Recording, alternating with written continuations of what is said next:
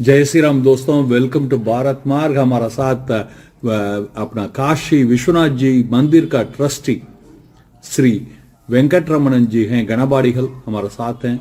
हमें अभी बताएंगे कि ये जो काशी यात्रा जो है, काशी में श्राद्ध किया जाता है, वो कैसा करने का, उसका महत्व क्या है, ये जानेंगे गणाबाड़ीहल जी से। जय सभी को नमस्कार, हर हर महादेव। हर महादेव। सबसे पहले आपको मैं बहुत ही धन्यवाद देता हूं कि आपने, क्योंकि ये जो यात्रा है हर सनातनी को मालूम होना चाहिए। ये आपका जो यूट्यूब है चैनल, इसके माध्यम से सबको मालूम होगा। इसके लिए मैं आपको बहुत बहुत धन्यवाद देता हूं।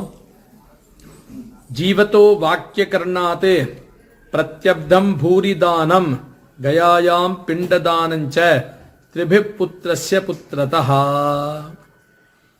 ये काशी यात्रा हमारे यहाँ शास्त्रों में बहुत ही विशेष बताया गया है। एक मनुष्य जब जन्म लेता है उसके 3 ऋण होते हैं, आत्म ऋण, देव ऋण, पितृ ऋण। आत्म ऋण का अर्थ क्या होता है? हमारे ज्ञान अज्ञान में हमसे गलतियां होती हैं, तो उसके निवारण हेतु आत्म ऋण यात्रा प्रयाग में करते हैं। फिर देव ऋण, देव ऋण काशी में करते हैं। पितृ ऋण के विमोचन के लिए गया में करते हैं। ये यात्रा बहुत ही विशेष बताया गया है। दक्षिण भारत में बहुत श्रद्धा के साथ इस यात्रा को करते हैं, लेकिन ये यात्रा सबके लिए, हर सनातनी के लिए बताया गया है। ये यात्रा का नियम है, रामेश्वरम में जाके, रामेश्वरम में धनुष कोटि हुआ, अग्नि तीर्थ में हुआ, उसके बाद जो कुआं है वहां पर, उस कुओं में स्नान करके उसके पश्चात वहां पर सेतु माधव भगवान है, सेतु माधव का पूजन करके वहां का जो मिट्टी है उसको हाथ में लेते हैं। सेतु माधव के नाम से होता है वो, बालू में सेतु माधव का आवाहन करते हैं। उसको लेके सीधे प्रयाग आते हैं। प्रयाग का अर्थ क्या हुआ?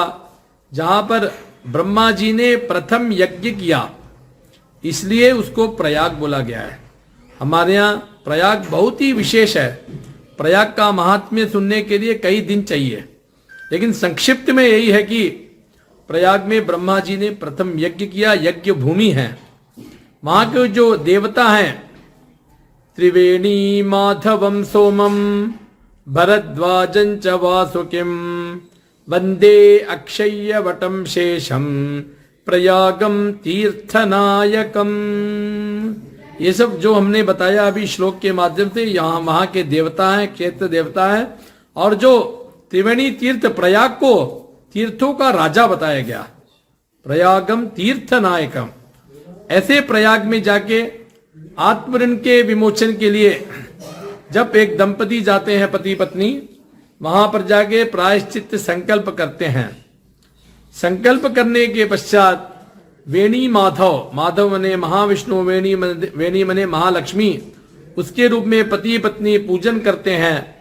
पूजन करने के पश्चात पति जो है पत्नी को चोटी करते, जिस तरह गंगा यमुना सरस्वती वहां पर है, गंगा यमुना दिखाई देता है और सरस्वती जो है गुप्त रूप में है, उसी तरह जब हम महिला को चोटी करते हैं तो जो है बीच का जो मध्य भाग है वो गुप्त रहता है, बाकी दोनों प्रत्यक्ष रूप से हम देखते हैं। तो उस तरह चोटी करके फिर अग्रभाग जो होता है उसको कैंची से काट कर उसमें कुमकुम हल्दी रख के, जो भी हमारे ज्ञान अज्ञान में हुआ है गलतियां, उस सब का शमन हो और सौभाग्य प्राप्त हो, इसके हेतु वहां पर वेणी दान करके जो पुरुष होते हैं वो वहां पर वपन मने मुंडन, प्रयागे मुंडम, वपन करते हैं। क्योंकि हमारे यहाँ शास्त्रों में बताया गया है, मेरुमंदर तुल्यानि पापानि विविधानि चा केशान आश्रित्य वपाम्यहम। जो भी हमारे द्वारा ज्ञान अज्ञान में पाप होता है वो सब सर में बैठता है, तो वो सभी पापों का शमन हो और मंगल प्रदान हो, ऐसे पुरुष जो है वपन करते हैं। और जो स्त्रियां होती है, सौभाग्यवती स्त्रियां हैं, वेणी दान करके वो जो अग्रभाग है उसमें कुमकुम हल्दी मिला के त्रिवेणी में विसर्जन करने से हमारे जरा ज्ञान अज्ञान में जो भी पाप होता है उसका शमन होता है, मंगलदायी होता है, सौभाग्य वृद्धि होता है उसके द्वारा। तो इस तरह प्रयाग में जो यात्रा करके जो वहां से रामेश्वरम से जो सेतु लेके आए हैं, वहां पर जो वहां के देवता है वेणी माधव, उनके साथ उसको वहां पर प्रयाग में विसर्जन करते हैं। विसर्जन करने के पश्चात वहां पर, क्योंकि त्रिवेणी तीर्थ है, जिनके पितर नहीं हैं उनके निमित्त हेतु पिंडदान करते हैं एवं तिल तर्पण अर्पण करते हैं।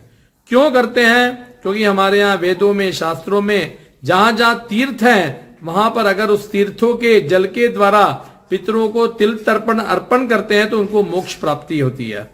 नदी नागुम सर्वासाम पित्रे, नदी में सभी पितरों का वास होता है। तो उसके निमित्त हेतु लोग, उसके पश्चात जिनके पितर नहीं है उनके निमित्त हेतु पिंडदान एवं तिल तर्पण अर्पण करते हैं। उसके पश्चात वो जो प्रयाग का आत्मऋण होता है, आत्मऋण जो होता है उसका शमन होके प्रयाग का यात्रा वहां संपन्न होता है। उस यात्रा को संपन्न करने के पश्चात वहां के जो देवता हैं वेणी माधव का दर्शन करते हैं, अक्षय वट का दर्शन करते हैं, भरद्वाज मुनि आश्रम का दर्शन करते हैं। उसके पश्चात जो सोमेश्वर महादेव का दर्शन करते हैं, वहां पर जो हनुमान जी लेटे हुए उनका दर्शन करते हैं।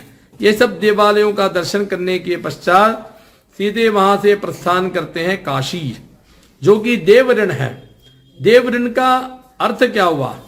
हम जैसे हमारे यहाँ प्रातः काल हम उठते हैं, स्वयं नहा स्नान करते हैं, अपने को शुद्ध करते हैं, अपने को वस्त्र पहनते हैं, श्रृंगार करते हैं, फिर भोजन ग्रहण करते हैं। उस प्रकार हमारे यहाँ देवालयों में प्रातः काल भगवान का पूजन, अभिषेक, श्रृंगार, महानैवेद्य करना चाहिए। प्रातः काल में, मध्याह्न काल में, सायंकाल में।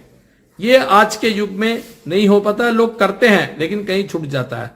तो ये जो देवऋण होता है इसी के निमित्त हेतु काशी में आते हैं। काशी में आने के पश्चात संकल्प करके सीधे गंगा में स्नान करते हैं। प्रथम स्नान जो काशी में बोला गया है मणिकर्णिका, न समो मणिकर्णिका तीर्थम। वैसे तो हमारे काशी में 84 घाट हैं। काशी, वाराणसी, आनंदवन, अनेक नाम है इसके। जो वाराणसी बोलते हैं प्रथम, यहाँ पर वरुणा है, यहाँ प्रारंभ में असी है, जब दोनों को मिलाते हैं तो इसका नाम वाराणसी होता है। प्रायः हर जगह लोग काशी बोलते हैं, हम काशी जा रहे हैं। काशी का अर्थ क्या हुआ? काश्यते प्रकाशते सा काशी, काशी सर्व प्रकाशिका। स्वर्ग में देखते हैं कि सभी देवता, ये कौन सी भूमि है जहां पर स्वर्ग से भी ज्यादा ज्ञान का प्रकाश विद्यमान है। सभी देवता साक्षात इस भूमि में उतरते हैं, यहीं पर वास करते हैं, यहीं गंगा स्नान करते हैं, यहीं तपस्या करते हैं। एक एक देवता शिवलिंग के रूप में विद्यमान है। क्यों? काशी मने जो ज्ञान की भूमि बताई गई है, भगवान शिव की राजधानी बताई गई है। भगवान शिव ने इस काशी का निर्माण देवी पार्वती के लिए किया। इसको बोलते हैं त्रिकंटक विराजिते। भगवान त्रिशूल के ऊपर काशी को रखे हैं। त्रिशूल में 3 भाग होते हैं। प्रथम भाग में गौरी केदार खंड, मध्य में विश्वनाथ खंड, उत्तर भाग में ओमकार खंड। प्रलय आ जाए, प्रलय, सुनामी, भूकंप, किसी का प्रभाव इस काशी भूमि में नहीं है। क्यों? क्योंकि ये भूमि में नहीं है, भगवान ने त्रिशूल में रखा है। ऐसी काशी भूमि, ऐसी वाराणसी, आनंदवन, शिव की राजधानी जो बोलते हैं, देवऋण के विमोचन हेतु लोग काशी में आते हैं। गंगा स्नान करते हैं, मणिकर्णिका संकल्प करके मणिकर्णिका स्नान करते हैं, पितरों के निमित्त पिंडदान, तिल तर्पण करते हैं। मणिकर्णिका का अर्थ, जहां पर भगवान महाविष्णु जी ने आके अपने चक्र से एक जगह का निर्माण किया। वहां बैठ के कई वर्षों तक तपस्या किया उन्होंने। उनके शरीर से जो श्वेत जल, जिसको पसीना हम बोलते हैं, श्वेत बोला गया हमारे यहाँ संस्कृत में, वो जो जल वहां से निकला वो अमृत जल हो गया, जिसको मणिकर्णिका के नाम से, चक्र तीर्थ के नाम से प्रसिद्ध है। देवी पार्वती बोलती हैं महाविष्णु तपस्या कर रहे हैं, महादेव से बोलती हैं महादेव हमारे कैसे हैं? एक विल्वम शिवार्पणम। जब देवी का यह बात सुनते हैं तो प्रसन्न होकर अपने सर को हिलाते हैं। उनके कान से जो वहां पर गिरता है मणिकर्णिका, मणि मने कुंडल, उनके कान कर्ण से गिरता है, इसलिए उस जगह का नाम मणिकर्णिका पड़ा। कर्ण मने कान, मणि मने कुंडल। जब ये सभी देवता देखते हैं स्वर्ग में, 63 कोटि देवी देवता साक्षात उस मणिकर्णिका में आ जाते हैं। तो मणिकर्णिका में स्नान करने के पश्चात 11 बार कोई भी जप करते हैं, कई कोटि पुण्य बताया गया है। और उस मणिकर्णिका के जल से जब पितरों को तिल तर्पण अर्पण करते हैं वो मोक्ष प्राप्त करते हैं। इतना विशेष वो मणिकर्णिका है। तो मणिकर्णिका में पिंडदान करते हैं। उसके पश्चात सायंकाल में देवालय दर्शन करते हैं। प्रथम दर्शन जो काशी में बताया गया है काल भैरव, क्योंकि भगवान कोतवाल बोला गया है, काशी के अधिपति जो रक्षा करते हैं काशी का, तो ऐसे कोतवाल काल भैरव से अनुज्ञा लेते हैं कि हम इस काशी यात्रा के हेतु आए हैं, आप हमें आज्ञा प्रदान करें। तो काल भैरव का दर्शन करते हैं, फिर बाबा विश्वनाथ जी का दर्शन करते हैं, माँ अन्नपूर्णा जी का दर्शन करते हैं, माँ विशालाक्षी जी का दर्शन करते हैं, ढूंढीराज महागणपति का दर्शन करते हैं। क्योंकि ये देवऋण बोला गया है, तो काशी में आने से पूरे देवालयों में जाके दर्शन करना चाहिए। फिर उसके पश्चात द्वितीय दिन जो है हमारे यहाँ 5 तीर्थ विशेष बोला गया है। असी घाट, असी घाट का अर्थ क्या, तात्पर्य क्या है, हम संस्कृत में तलवार को असी बोलते हैं। देवी दुर्गा जी ने महिषासुर का वध करके अपने तलवार को जब भूमि में डाला, भूमि से टकराते हुए वहां से एक नदी निकला, असी नदी, इसलिए उस जगह का नाम असी पड़ा। वहां से हरिद्वार से जब गंगा जल आया, दोनों का संगम हुआ, तो वहीं से काशी प्रारंभ हुआ। तो उस असी घाट में स्नान करके पुनः वहां पर पिंडदान करके तिल तर्पण अर्पण करते हैं। उसके पश्चात जो द्वितीय जगह है दशाश्वमेध घाट, जहां की रुद्र सरोवर तीर्थ था, वहां पर ब्रह्मा जी ने 10 अश्वमेध याग किया। अश्वमेध याग करने के पश्चात साक्षात गंगा देवी का अवतरण वहां पर हुआ, इसलिए बहुत ही विशेष स्थल है। वहां पर प्रातः काल प्रतिदिन महादेव और देवी पार्वती उसी दशाश्वमेध घाट में स्नान करते हैं। तो वहां पर स्नान करके पुनः अपने पितरों के निमित्त हेतु पिंडदान एवं तर्पण करते हैं। यात्री जो आते हैं उसको समाप्त करने के पश्चात फिर अंतिम में वहां वरुणा घाट जाते हैं। वरुणा घाट किसको बोलते हैं, जहां से महाविष्णु जी ने काशी में प्रवेश किया, उनके पाद से वो जो जल निकला, विष्णु पादोदक तीर्थम बोला गया। उस वरुणा घाट में जाके पुनः स्नान करके फिर पितरों के निमित्त पिंडदान तिल तर्पण अर्पण करते हैं। उसके पश्चात जो तुरीय घाट है, पंचगंगा घाट बोला गया, गंगा यमुना सरस्वती किरणा धूतपापा, ये 5 नदियों का संगम पंचगंगा तीर्थ। उस पंचगंगा में जाके पुनः स्नान करके पितरों के निमित्त पिंडदान तिल तर्पण अर्पण करके उसी जगह जब हम सीढ़ियां चढ़ते हैं तो वहां के जो अधिपति देवता हैं वो बिंदु माधव हैं, उनका दर्शन करते हैं। दर्शन करने के पश्चात पुनः मणिकर्णिका आते हैं, मणिकर्णिका में स्नान करते हैं। स्नान करने के पश्चात पिंडदान तिल तर्पण अर्पण करते हैं। इस तरह ये 5 जगह विशेष पिंडदान तिल तर्पण बोला गया है, प्रत्येक व्यक्ति को करना चाहिए ये। उसको समाप्त करने के पश्चात पुनः गया की ओर प्रस्थान करते हैं। बहुत ही विशेष बोला गया गया। गया मने क्या, याग, पितरों का यज्ञ है वो। शमीपत्र प्रमाणेन पिंडम दद्यात् गया शिरैः उद्धरे सप्तगोत्राणि फुलम एकोत्तरम शतम। इतना बड़ा जगह है, पितरों के ऋण के निवारण हेतु गया अवश्य प्रत्येक सनातनी को जाना चाहिए गया श्राद्ध के लिए, तभी पितरों को मोक्ष प्राप्ति होती है। क्योंकि पितर लोग वहां पर इंतजार करते हैं, हमारे 5 पुत्र हैं, कोई पुत्र तो आएगा, कोई तो पिंडदान करेगा, कोई तो तिल अर्पण करेगा, जिससे हमको मोक्ष प्राप्त होगा। उतना विशेष ये गया श्राद्ध है। उस गया में जाके फल्गुनी में पिंडदान करना चाहिए। उसके पश्चात विष्णु पाद में पिंडदान करना चाहिए। फिर अक्षय वट जो होता है, उस अक्षय वट के नीचे बैठ के पिंडदान, जो हमारे यहाँ 64 पिंड का वहां विधान है, वो कैसे हो गया। 16 पिंड तो केवल माता के लिए बताया गया है। हमारे वेद हो, हमारे पुराण हो, हमारे शास्त्र हो, भगवत गीता हो, सभी जगह जो है हमारे माता को प्रथम स्थान दिया गया है। मातृदेवो भत मातृदेवो भव इयं वै माता असौ पिता। प्रत्येक जगह माता को प्रथम स्थान है। क्यों?